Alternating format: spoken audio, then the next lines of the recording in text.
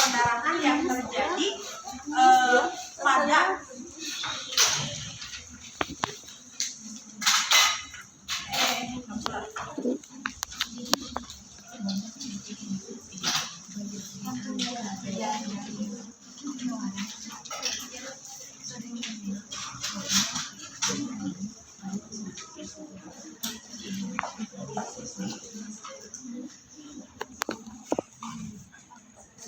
jadi perdarahan postpartum itu adalah perdarahan yang terjadi setelah bayi lahir.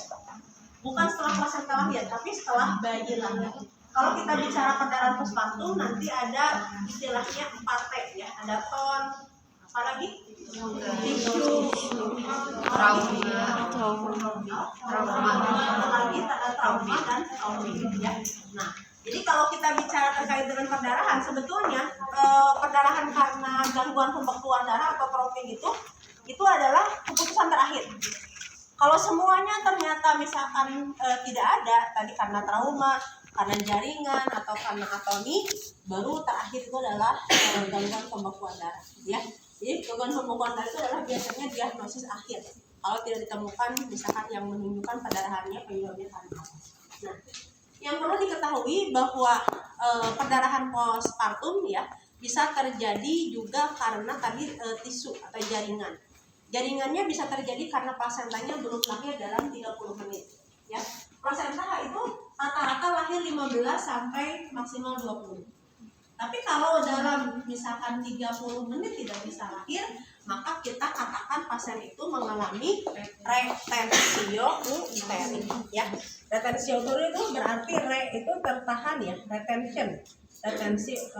retensia placenta. Retensio placenta ya. Berarti ini tertahan selama 30 menit. Asuhan penanganan pada melahirkan plasenta setelah 15 menit ternyata tidak ada tanda-tanda pelepasan plasenta, maka kita harus melakukan pemberian oksitosin kedua. Jadi harus melewati dulu pemberian oksitosin kedua. Kalau tidak berhasil, baru kita melakukan manual plasenta, tapi waktunya adalah 30 menit. Nah, kalau kita bicara manual plasenta itu ada 2 indikasi. Yang pertama adalah indikasi karena perdarahan. Jadi kalau ada teh, ini kan orang nih.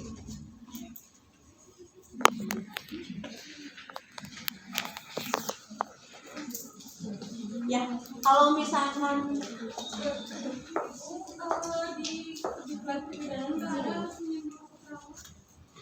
nggak ada.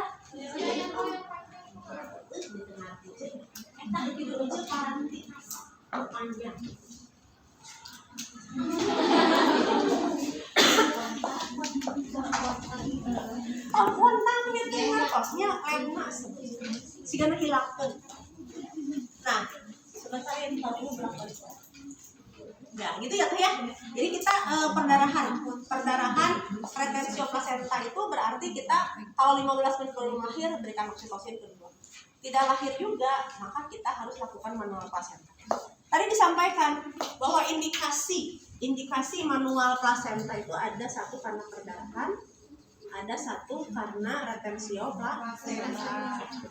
Nah, Anda harus lihat perdarahan. Sebenarnya karunya itu retensio placenta.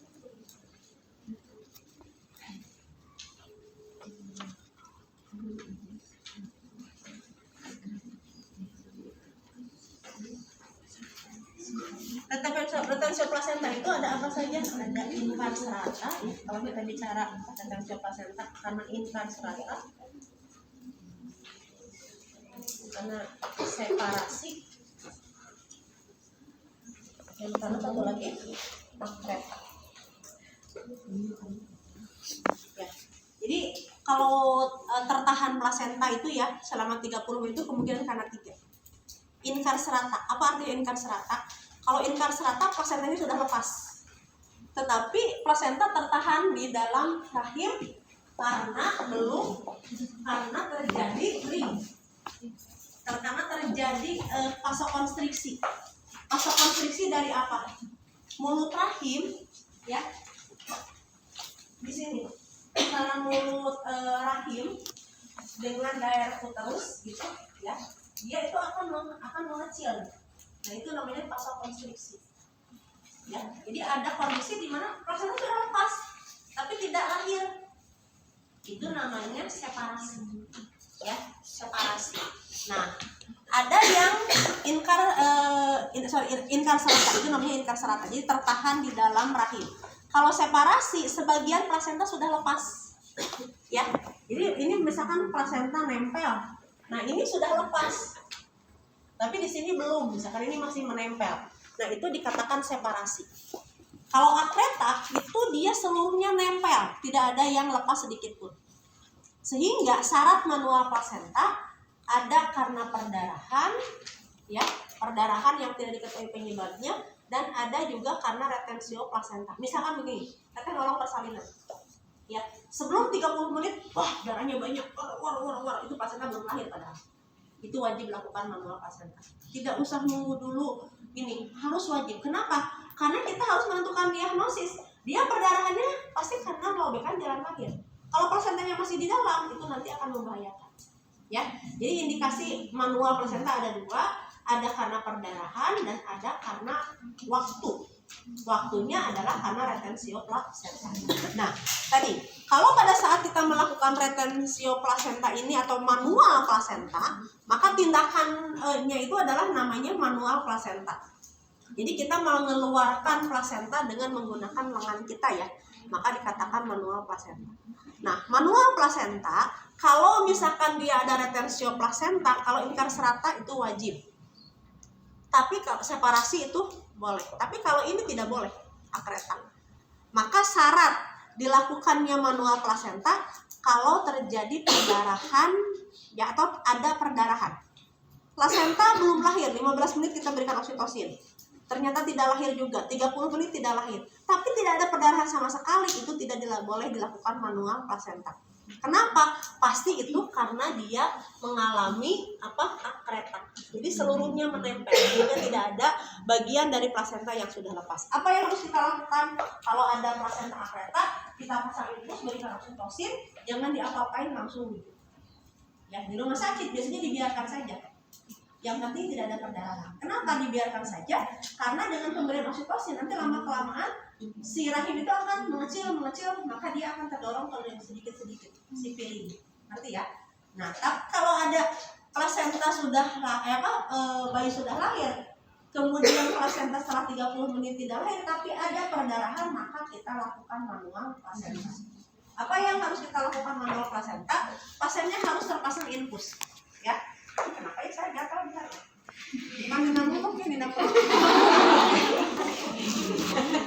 Ya, bentar. Bisa saya kodok adalah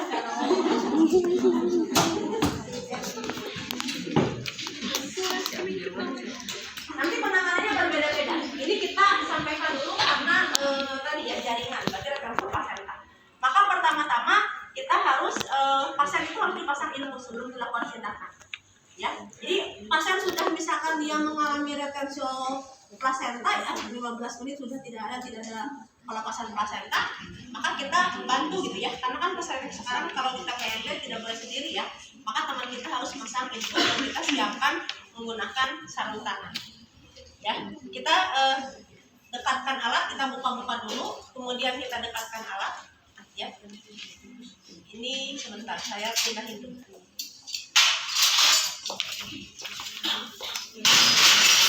Nah, ya. Kemudian kita menggunakan sarung tangan, ya. Kita menggunakan pakai APD dulu. Nah, ceritanya kan kita sudah menolong salib.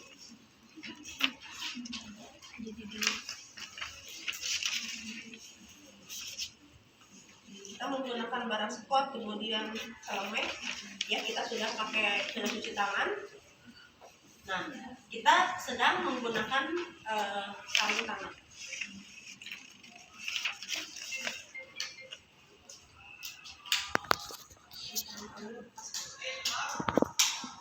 Nah, kita kan pertama itu biasanya kan menggunakan sarung tangan yang pendek dulu ya. Ini nanti buat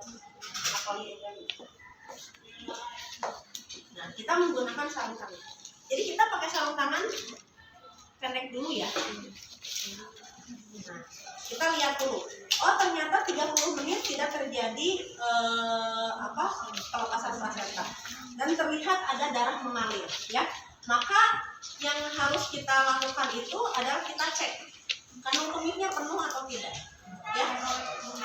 Kalau kandung kemihnya penuh, maka kita harus melakukan pengeluaran air kencingnya, ya. Kita keluarkan dulu urinnya, ya. Misalkan ternyata ini dua-duanya kan kasak, nanti teteh kebiasaan satu kasak satu kapas ya, dan ada airnya, nanti jangan lupa. Kemudian kita bersihkan dulu, ya. Ini kan misalkan contoh, ya, ini bonyong begini kalian nggak boleh. Di sini misalkan ya, kita bersihkan dulu, ya. Kita bersihkan dulu, jangan sampai ada darah. Harusnya masuk pakai sini juga, ya. Kita bersihkan dulu, ya. Kemudian kita pakai betadine. Nah, udah kita bersihkan, baru kita ini ambil, ya. Ini simpan dulu di sini, kita masukin ke sini. Ini contohnya kan ini mulut rahim ya, di sini, ya, contohnya.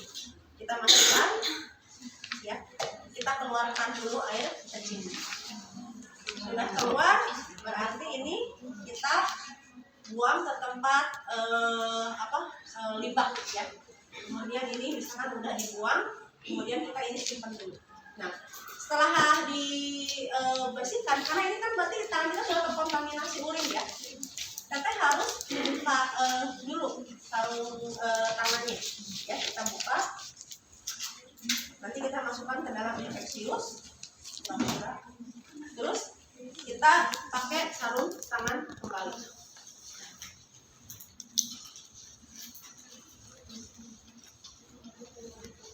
Nah, teteh nanti boleh aja, misalkan pada saat ini pakai sarung tangan baru, ya. Pokoknya intinya kalau tangan kita sudah terkontaminasi oleh cairan urin, itu harus kita ganti sarung tangan. Nah, kemudian kita mau melakukan manual plasenta, maka kita harus bersihkan dulu, ya. Ini bersihkan dulu. Nanti Anda menggunakan napas, ya. Ini menggunakan ini. Nanti harus dibuang langsung ke sini sebenarnya, ya. Tapi kan kita mau dipakai lagi, kita irit. Nah, udah dibersihkan, baru nanti kita ini tangan sudah dibersihkan, kita keluarkan, lihat dulu, ya, bersihkan, sudah dibersihkan karena tangan kita mau masuk satu, dan ini sudah meraba bagian vulva, maka yang kiri itu harus dibuka, ya. Kita yang kiri dibuka dulu, kemudian kita masukkan ke dalam infeksius. Kita menggunakan sarung tangan panjang. Jadi yang harus kita gunakan itu sarung tangan panjang minimal tangan kiri. Kenapa? Tangan kanan. Karena tangan kanan nanti akan masuk ke dalam rahim, ya. Ya, kalau ini, ya. Nah, ini tangan kita masuk.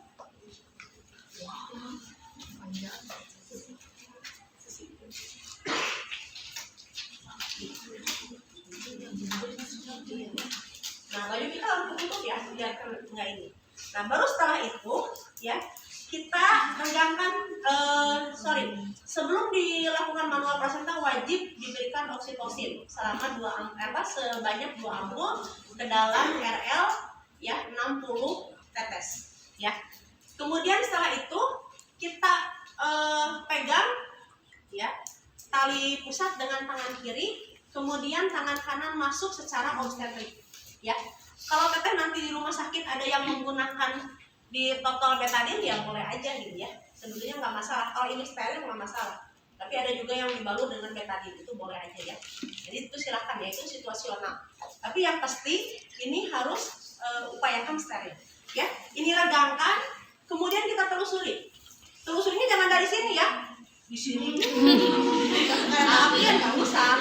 Ya, yang penting Anda gini kan. Kemudian kita masuk secara obstetrik, gini.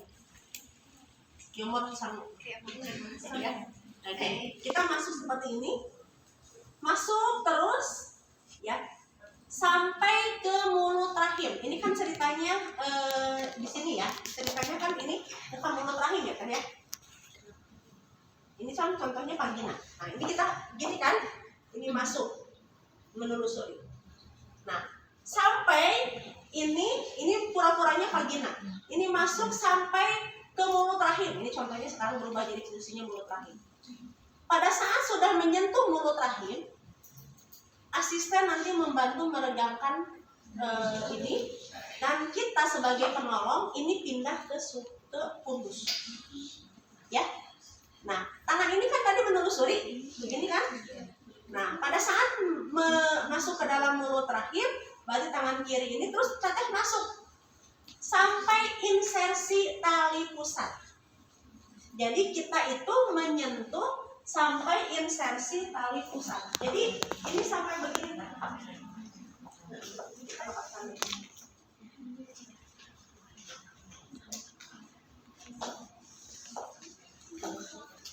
Nah ini kan kita masuk seperti ini teh. Nah asisten meregangkan, kita sudah di sini. Ini masuk tangan begini sampai insersi tali pusat. Ngerti ya?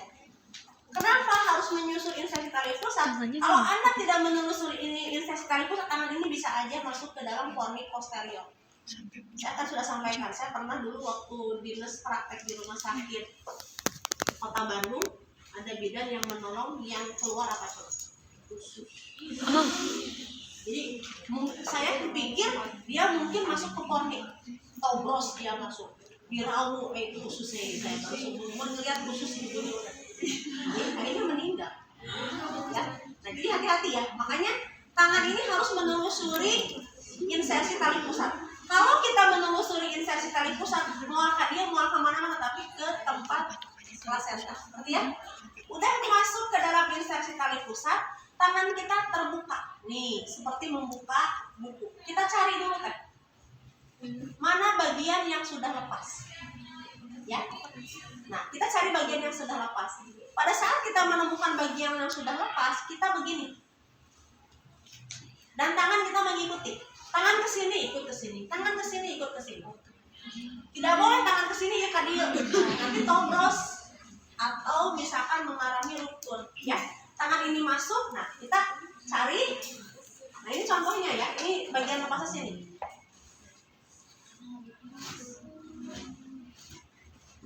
Ya. Nah sudah, teteh sudah lepas semua, ini genggam. Sudah lepas semua, teteh genggam. Jangan dulu dikeluarkan, masukkan dulu ke vagina. Ya, nah ini kan sudah dapat nih. Sudah dapat, kita turunkan dulu ke daerah vagina, tangan kita basikan. Ada enggak yang masih belum lepas? Ya. Jadi eksplorasi sebelum tangan ini keluar. Kemudian kita misalkan yakin lah, tapi masih belum yakin banget gitu bahwa sudah lepas semua, ya nggak apa-apa. Berarti kita lahirkan dulu. Nah caranya gini, digenggam, ya, digenggam seperti ini. Kemudian kita keluarkan. Pada saat mau keluar tangan ini dari vagina, tangan kiri simpan di suprapubis untuk membantu jangan mengalami insersi uterus. Nah, ya. Lahirkan seperti ini. Ya, jadi dipegang. Teteh nggak usah diputar-diputar, kan ini udah lepas, ngerti nggak? Karena ada yang diputar-putar kan udah lepas. Jadi kita pegang aja seperti ini, ya.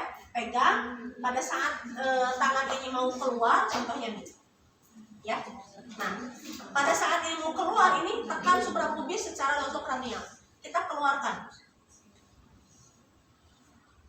Lahir, sudah lahir, simpan, kita lakukan masas. Sama seperti biasa, lakukan masas. Kita lihat apakah ada kotiledon yang lepas atau tidak. Ya. Nah, kalau misalkan kita curiga ada kotiledon yang lepas, ini bukan dulu, kita simpan dulu, disisihkan ke bawah. Kalau kita curiga ada kotiledon yang lepas, maka kita menggunakan tangan ini masuk ke dalam vagina. Ya. Ini kan udah belepotan darah. Kita bersihkan dulu dengan menggunakan betadine ya. Karena kan kita sudah tidak terinfeksi ya. Karena kan itu di dalam. Kita misalkan menggunakan betadine. Ya, udah menggunakan betadine, dilumuri betadine, kemudian jari kita nanti ditutup dengan menggunakan kasar. Ya. Kenapa? Karena kalau pada saat kita membersihkan dinding rahim pakai kasa, kalau ada sisa-sisa itu gampang nempel. Ya, kalau ini kan licin, ya. Baru setelah itu buka, masuk secara obstetrik. Nah, masuk secara obstetrik, ya. Teteh kalau masuk secara obstetrik dan masuk ke dalam mulut rahim, kalau betul teteh masuk ke rahim itu tangan tinggal segini ya.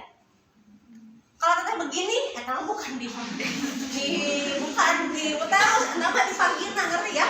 Ini sampai segini teh. Kalau ini masuk, tangan itu sampai segini. Ini baru masuk. Jadi teteh mungkin pada saat nanti teteh masuk percis teh, nanti akan sulit. Ini kecil. Kalau kecil paksakan dua gitu. Paksain sedikit. Baru sudah masuk, ini kita bersihkan. Ya, bersihkan. Nah, kalau misalkan dibersihkan baru kita keluarkan. Ya. Boleh kalau belum yakin bersihkan, tidak boleh lebih dari 3 kali.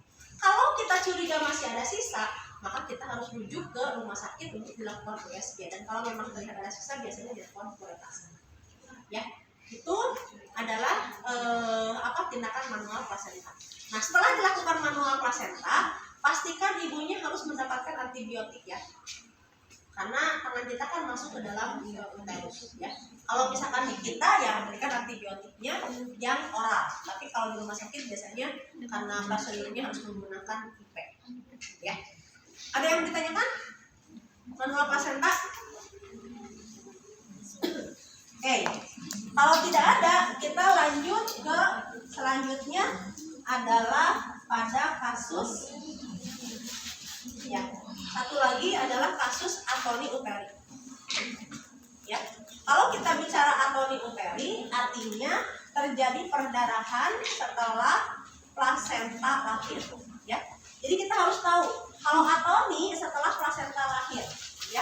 Kalau misalkan trauma jalan lahir, biasanya terjadi perdarahannya setelah bayi lahir kebanyakannya. Ya. Jadi itu karenanya. Nah, kalau misalkan kita bicara terkait dengan atoni uteri, maka kita ada beberapa tindakan untuk melakukan asuhan, ya. Tindakan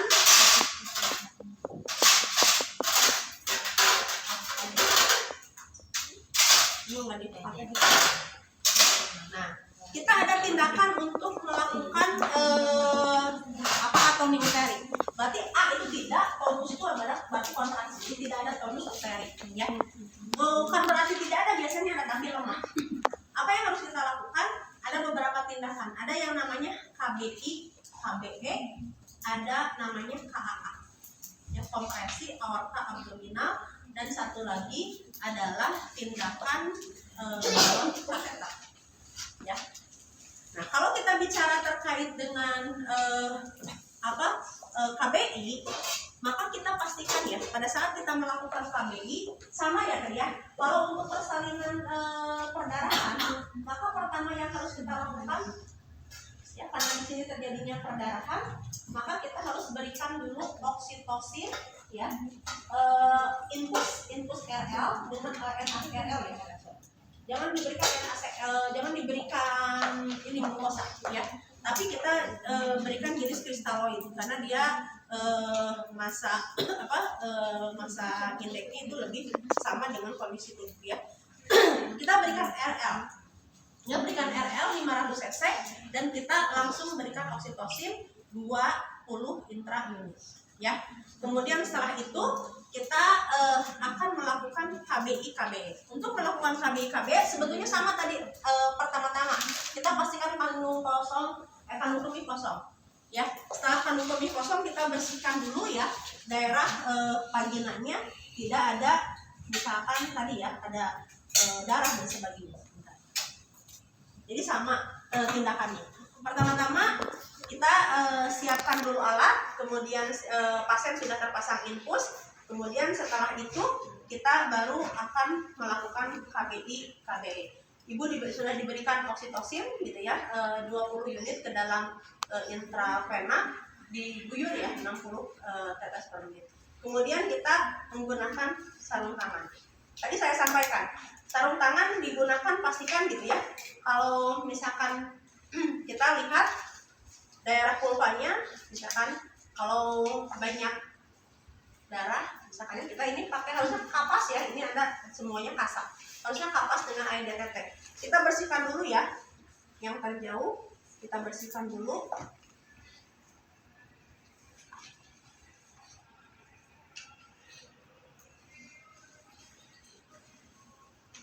Ya, kemudian setelah itu kita sama tadi ya, keluarkan dulu air kencingnya ya. Jadi urinnya kita keluarkan.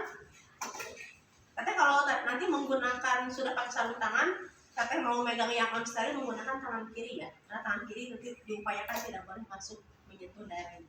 Kemudian kita buka, masukkan ya, kita keluarkan air kencingnya, sudah keluar, kemudian kita nanti buang ke tempat infeksius gitu ya, ini sudah dibuang, kemudian kita simpan. Kemudian setelah ini karena tangan kita sudah terkontaminasi dengan urin, maka kita ini ganti ya, ganti, kemudian kita masukkan ya, kita ganti dengan menggunakan sarung tangan panjang dan satu lagi sarung tangan.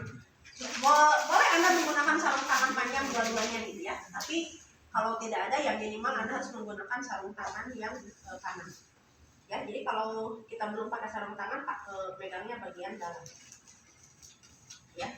Kemudian kita pakai sarung tangan yang kiri ya. Kalau tidak, kalau mau teteh menggunakan dua-duanya yang panjang boleh ya. Baru kita nanti bereskan ya. Ini rapikan. Jadi tangan bayu kita itu pastikan ya nanti Anda sarung tangannya misalkan nomor 7, nomor itu biar nyaman. Nah, setelah itu kemudian kita buka labia. Oh, nanti ada bentuk uterus ya. Nah, nanti gini, ini contoh saja. Kan ini misalkan ini mulut rahim ya ceritanya. Tangan kita tadi masuk ya, masuk secara obstetrik. Kita masuk tangan secara obstetrik. Nah, sudah tangan ini masuk dan menyentuh mulut rahim, tangan kiri simpan di pundus. Ya, tangan kiri simpan di pundus. Tangan kanan yang tadinya begini kita kepalkan. Dan kita simpan di fornix anterior. Fornix anterior itu yang mana? Yang di sini. Ya. Teteh jangan di sini nyimpan. Fornix anterior itu di depan. Ini contohnya, ini mulut rahim. Ini kan fornix lateral kiri dan kanan. Ini fornix anterior, ini fornix posterior. Teteh sudah masuk, ini menyentuh mulut rahim. Teteh kepalkan, tekan sini. Ya, teteh jangan menekannya di sini. Kalau teteh menekannya di sini, teteh yang ditekan adalah tulang. Tapi kalau teteh menekan di sini nih, tekan di sini, kemudian tangan kita seolah-olah mendekatkan. Nah, ini nanti si rahim itu akan terjepit, paham? Jadi pada fornix anterior. Jangan fornix posterior. Kalau teteh di sini, ini tekannya ke sini, ke tulang.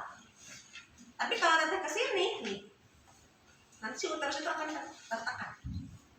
Ya, kita lakukan penekanan selama 2 menit. Setelah 2 menit, nah kita longgarkan teh, longgarkan. Jangan keluar tangan kita. Ya, kemudian lihat perdarahannya masih aktif tidak. Kalau perdarahan masih aktif, kita jangan teruskan. Ya. Tapi kalau kita lihat ternyata perdarahan berhenti atau sedikit, tambahkan lagi 3 menit. Ingat ya. Jadi KBI 5 menit itu bukan terus-terusan 5 menit dari awal, paham? 2 menit dulu, cek.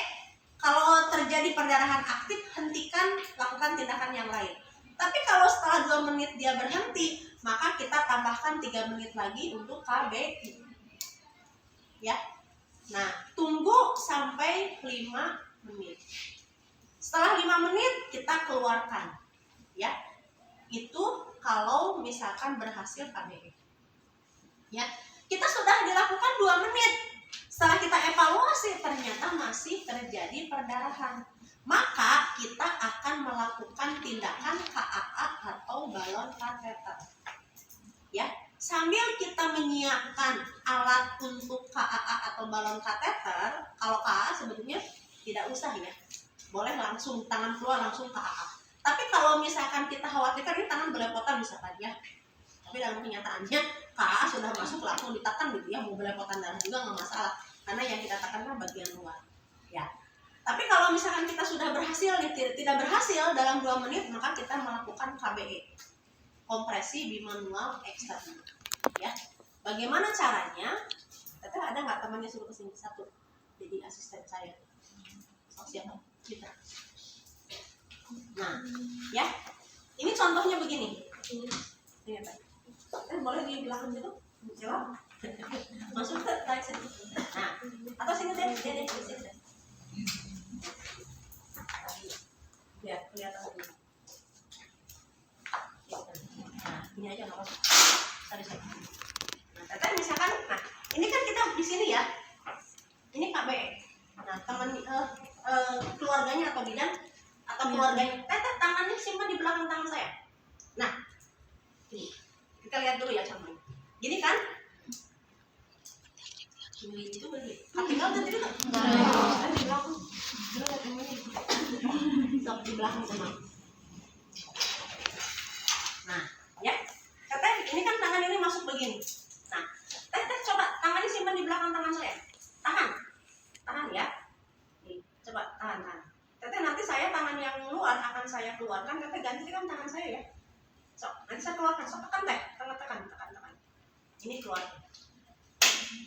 Ya, cepung teh. Ini di teraba teh ada yang ngejendul di dalam di tangan saya ya.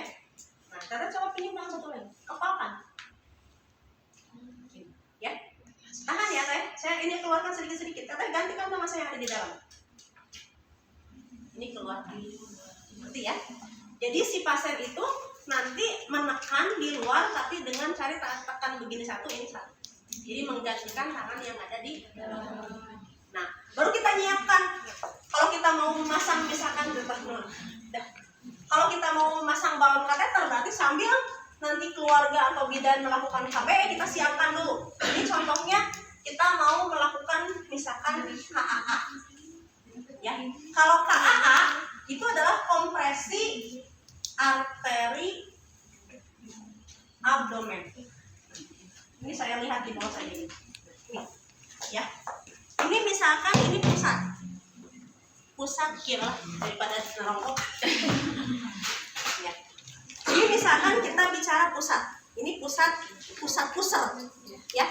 Nah, ini dari pusar kita kurang lebih 3 cm ke sebelah kiri. Kiri dari pasien ya, ke sini. Kemudian setelah itu kita kepalkan tangan. Ya. Nah, kepalkan tangan dengan tangan kanan. Kepalkan tangan. Ya. Kemudian kita tekan tangan kita sampai menyentuh tulang belakang pasien. Gini. Ya.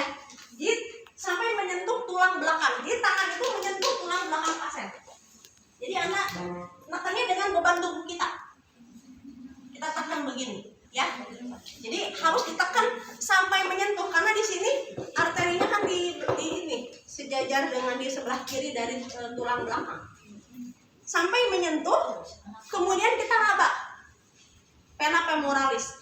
Pada saat kita tekan, dia denyutannya berhenti, baru itu berhasil. Ya. Jadi kita beban tubuh kita tekan begini teh. Ya. Jadi menggunakan beban tubuh. Kalau kenapa harus menggunakan beban tubuh? Karena kita mau mengkompresi, menekan. Ya, tapi ini tidak boleh terlalu lama. Ya, kenapa? Kitanya juga capek, si pasiennya juga nanti akan ini. Ya, kita tunggu dulu di sini, lakukan kompresi. Ya, selama 3 menit istirahat, lihat perdarahan masih, kita lakukan lagi. Ya, biasanya sampai 7 menit. Ya, kalau tidak berhasil, kita melakukan pemasangan balon kateter. Balon kateter ini nanti ada jenisnya, ya, ada namanya balon kateter Bakri. Ya, ini mahal, harganya 3 juta. Mahal benar. Ya, nah ini, ya, jadi tampon ini sangat. Ini ada yang sudah jadi begini, ya. Itu ada itu yang Bakri itu yang itu ya. Jadi kita kalau menggunakan polikateter yang jadi jadi masalah polikateter itu tidak bisa menampung sampai ratusan cc. Ya, polikateter kan hanya berapa cc? Ideologi Pancasila dan pengobahan Sambil duduk aja.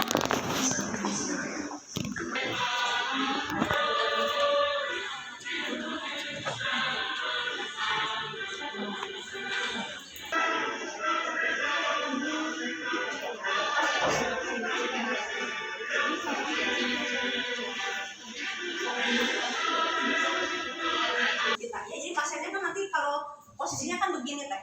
Nah, jadi kita tekan ya. Jadi makanya tempat tidur itu kan harus jangan terlalu tinggi gitu, ya. Harus misalkan di bawah ini. Jadi kita nanti tekan menggunakan beban tubuh kita, ya. Kurang lebih selama 7 menit. Sambil kalau misalkan tidak berhasil, kita mau menyiapkan pemasangan balon kateter. Nah, ini ya perbedaannya. Kalau kita menggunakan polikateter, dia hanya menampung mungkin paling 30 cc. Sedangkan yang kita butuhkan itu bisa sampai 1 liter, bisa sampai 2 liter, ya. Nah, ini adalah bakteri. Ini adalah yang sudah disetting untuk perdarahan, ya. Ini ada ini kalau ini untuk esofagus ya, untuk esofagus. Nah, ini kalau ini yang kita gunakan ini ras ini seperti ini teh. Yang tadi kateter ini. Ya. Ini adalah kateter yang kita biasa, kateter, ya. Ini. Tapi yang harus kita gunakan, kita menggunakan balon kateter. Jadi kateter, kemudian kita menggunakan kondom. Ya, ini namanya kondom kateter. Ya, jadi kondom kateter kita buka dulu kondomnya yang harus steril ya, ya. Kita buka dulu kondomnya, kemudian kita masukkan. Ya, masukkan, jangan terlalu pendek, jangan terlalu panjang. Kemudian kita ikat. Ya, kita tali. Ya, talinya jangan terlalu keras, jangan terlalu longgar. Kalau terlalu keras, nanti si air tidak akan keluar. Ya, yang pasti itu harus kuat. Kalau misalkan terlalu longgar, nanti airnya bisa kemana-mana. Jadi kita harus betul. Ya, kita ikat. Kemudian setelah ikat, kita menggunakan ini. Dikasih airnya dengan cara kita menggunakan bukan seperti ya ini untuk infuset. Tapi kita gunting teh, karena logikanya ini kan harus masuk ke sini. Ini kan ada benjolan ya, maka tidak bisa masuk kan? Maka kita gunting bagian yang kerasnya. Nah, ini kita gunting yang kerasnya, kemudian kita sambungkan. Nah, ini sambungkan sampai betul-betul tersambung. Setelah tersambung, maka kita nanti kita dibantu oleh teman kita ya. Kita pastikan ini kalau misalkan berlebihan darah, maka kita ini harus dibersihkan. Ya, bersihkan ini dengan menggunakan betadine. Kita bersihkan dulu bagian yang terjauh.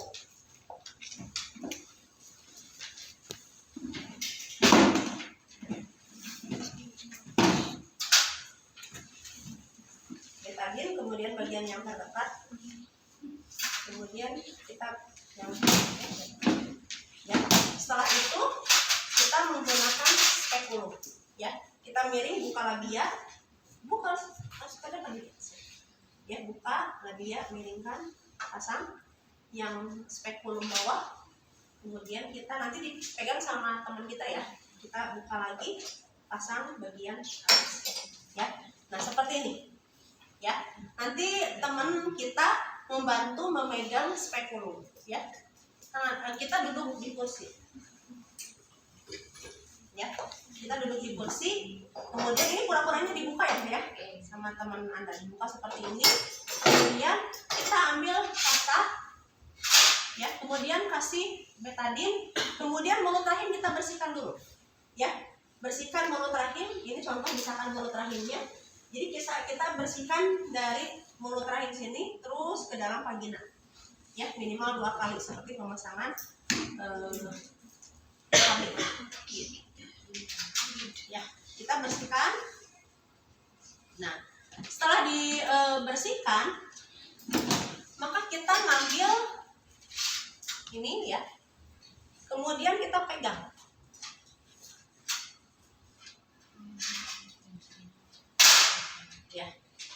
Ini pastikan masukkan ke dalam uterus. Masuk ke dalam uterus. Ini contoh uterus misalkan ya, ini contoh. Kan ini nanti terbuka. Karena kita menggunakan spekul. Ini contoh uterus ya. Kita masukkan sampai menyentuh fundus. Setelah dimasukkan, kita jangan dulu dilepas. Kita buka airnya. Ini nggak ada udara juga nggak masalah ya. Nah, kita misalkan ini ya, kita pegang ini, kita buka sedikit ya, buka, lepaskan. Khawatirnya dia terlepas ya. Nah, nanti bisa kita bantu untuk mempercepat dengan menggunakan tensi juga boleh. Jadi tensinya sininya dibulat pakai tensi dipompa ya, cepat ya. Kan kikilan ya ribu. Ya. Nah, misalnya gitu. Nah, kita masukkan biasanya minimal dulu 500 cc. Bisa sampai 300 cc. Tergantung. Kalau dia multigrafida, gitu ya, anaknya kelima, uterusnya juga besar, kita biasanya masukkan lebih dari 1000. Ini coba kita lihat ya. Jadi nanti air masuk seperti itu. Ya. Ini ada apa ini kan? Ya. Jadi nanti dia akan masuk ya airnya. Ya, terus tadi saya sampaikan, ini untuk mempercepat, kita boleh misalkan dengan cara menekan seperti ini. Ya. Nah, kalau misalkan sudah dipastikan ini untuk memfiksasi, karena kita memasangnya bisa sampai berjam-jam. Ya. Maka kita nanti harus memasang tampon. Nah, ini namanya nih, ya. Teteh ini nanti buka. Ya, ini masukkan teh. Ini masukkan ke dalam vagina. Harus betul terpenuhi. Jadi si vagina itu difiksasi supaya si balon kateter tidak lepas, paham ya? Nah, ini harusnya pakai ini. Ya, ini namanya tampon. Tapi ada yang lebih besar lagi, ya. Jadi kita menggunakan biasanya tampon yang 5 meter dengan diameternya lebih dari 5 cm. Ya, kita masukkan. Jadi nggak boleh begini bruskin begini, enggak. Kenapa? Karena dengan seperti ini dia itu akan memenuhi semua lubangnya, ngerti nggak? Iya. Ini kalau tidak ada ya bolehlah pakai ini. Kalau tidak ada boleh pakai ini. Atau boldun yang bulat-bulat ya, itu boleh. Nah, kita masukkan sampai betul-betul terfiksasi. Jadi ini kalau murah jangan dipakai harusnya ya. Tapi ini pura-puranya nggak jatuh. Oh, itu teh supaya buat nahan baru nanti kita masukkan terus ya. Jadi ini harus satu-satu ya Teh ya. Nanti betul-betul akan terfiksasi. Oke. Nah, kalau misalkan ini sudah contohnya 5 meter ya, 500 cc. Kita contohnya 500 cc. Kita ini boleh dimatikan atau kita di sini boleh menggunakan klem. Kita klem dulu ya, karena ini misalkan sudah selesai. Kita klem. Kita coba dulu deh sampai 500 cc biar ketahuan. Nah, ya. Jadi kita masukkan, ya misalkan sambil kita sudah masukkan dan yakin tidak lepas, baru kita keluarkan spekulum, ya. Kita miring seperti ini keluarkan. Nah, baru misalkan, tadi ya, karena ini kan tadi dipasang dipasang tampon, jadi untuk membuka kita masih menggunakan yang bawah gitu ya. Tapi pada saat yang penting gini tadi. Ini kan mulut rahim.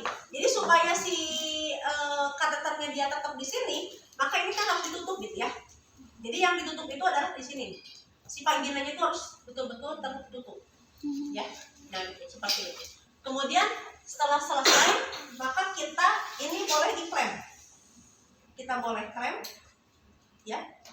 Nah, kalau misalkan sudah diklem, kita ini matikan. Kalau kita mau lepas, misalkan teteh mau merujuk, supaya tidak mengganggu, ini boleh dilepas, ya.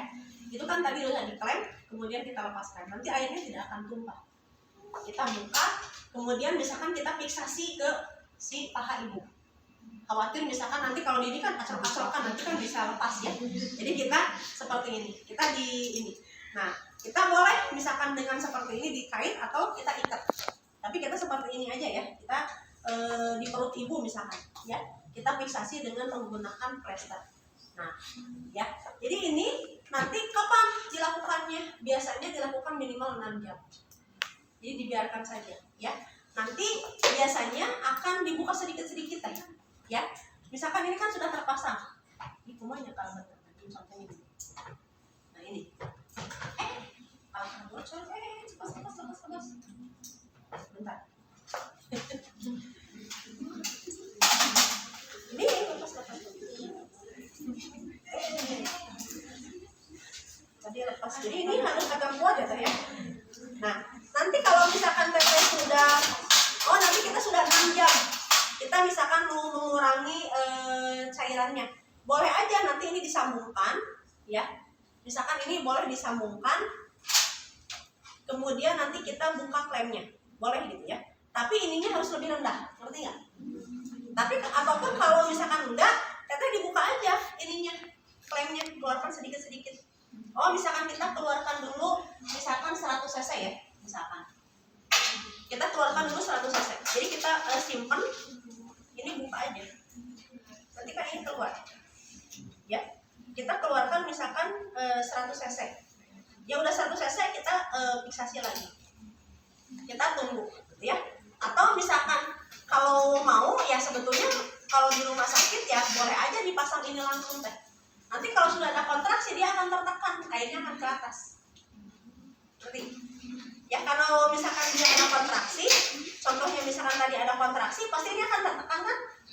Nanti akan tertekan, ya. Jadi dia sendirinya airnya itu akan balik lagi ke atas. Ya, nah seperti itu, ya. Atau misalkan boleh seperti ini, ya dibuka. Jadi udah misalkan full, kita tunggu misalkan ya. Tapi kalau biar cepat sih emang dibuka seperti ini. Atau misalkan kalau sudah dia full 100, karena kalau misalkan tidak ada tekanan, itu tidak akan secara gravitasi ya. Si cairan itu kan akan mencari misalkan pada tekanan yang lebih rendah kan ya. Nah, jadi kalau misalkan dia tidak ada kontraksi, airnya tidak akan naik. Ya, tapi kalau ada kontraksi nanti airnya akan naik. Beda lagi kalau teteh simpan, ini dibuka, ini di bawah pasti turun airnya. Ngerti ya? Tapi kalau misalkan itu boleh. Jadi itu boleh ditunggu. Jadi biasanya 6 jam. 6 jam dicek, biasanya diturunkan, itu bisa sampai 24 jam dipasang seperti ini. Ya.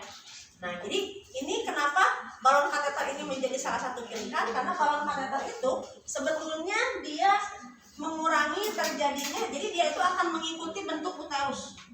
Ya. Contohnya, ini dia akan mengikuti bentuk uterus. Jadi kalau misalkan uterusnya dia nih, contohnya, kalau uterusnya begini ya dia akan bentuk seperti ini. Kalau uterusnya memanjang dia akan mengikuti. Ya. Jadi ini akan elastis dan dia akan mengikuti bentuk dari uterus. Ya, makanya menggunakan kondom. Ada yang mau ditanyakan? Jangan dicokok ya. Ya, kita dan pastikan pasien itu harus diberikan antibiot, ya. Baru kita dibuka dan kita masukkan ke dalam